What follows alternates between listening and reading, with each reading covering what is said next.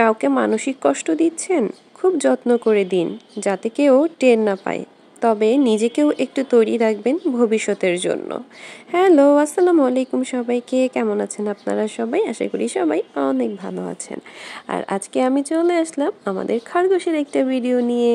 খরগোশগুলা কিন্তু খুবই কিউট, ধরলে এত সফট আর এত চুপচাপ থাকে, খাবার দিলে কুটকুট করে খায়, খুব ভালো লাগে আমার দেখতে।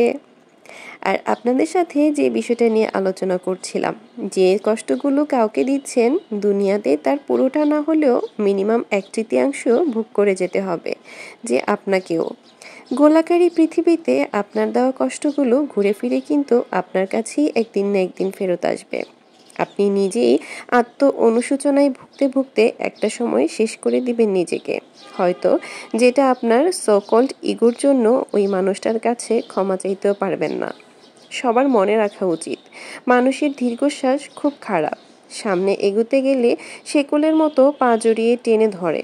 ভালো থাকুক চারপাশের মানুষগুলো, ভালোবাসার, ঘৃণার, কাছের, দূরের সবাই ভালো থাকুক। অভিশাপ না দিলেও রুহের হাই বলে একটা কথা আছে, যাকে রিভেঞ্জ অফ নেচার বলে, যেটা আমাদের বিশ্বাস করতেই হবে। প্রকৃতি কিছুই ভোলে না, সময়ের ব্যবধান মাত্র। সব সময় হয়তো আমরা বুঝে উঠতে পারি না সঠিক কোন কাজের শাস্তি পাচ্ছি। কাউকে কষ্ট দিয়ে, অপমান করে, কাঁদিয়ে, কাউকে কথা দিয়ে সেটা বেমালুম ভুলে যাই আমরা, কিন্তু প্রকৃতি কিন্তু সেটা ভোলে না। প্রকৃতি ক্ষমা করে না। প্রত্যেকটা মানুষ তার খারাপ কাজের শাস্তি কিছুটা হলেও এই দুনিয়াতেই ভোগ করে যায়, কদিন আগে কিংবা কদিন পরে, কিন্তু শাস্তি সে পাবেই, এই আশা রাখি।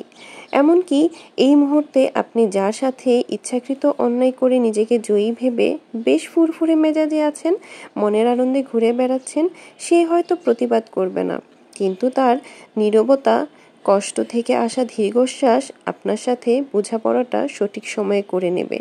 কারণ উপরওয়ালা কাউকে ঠকান না, তিনি কারোর একার নয়, তিনি সবার। তাই তো সবার বিচারই ওনার কাছে আছে।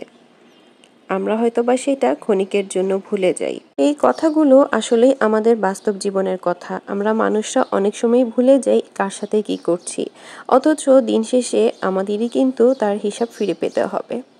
আজকের এই খরগোশের ভিডিওটা আপনাদের কাছে কেমন লেগেছে? আমাদের পাখি ঘরের নতুন সদস্য, আমার কাছে তো খুবই কিউট লাগে। আর যখন ওকে এইভাবে করে আদর করে দিই, তখন কিন্তু খুব চুপটি মেরে বসে থাকে, আর এইভাবে করেই লাফালাফি করে আমাদের পুরো বাসা। আজকের ভিডিওটা এ পর্যন্তই। এতক্ষণ পাশে থাকার জন্য আপনাদের সবাইকে অসংখ্য ধন্যবাদ। আল্লাহ হাফেজ।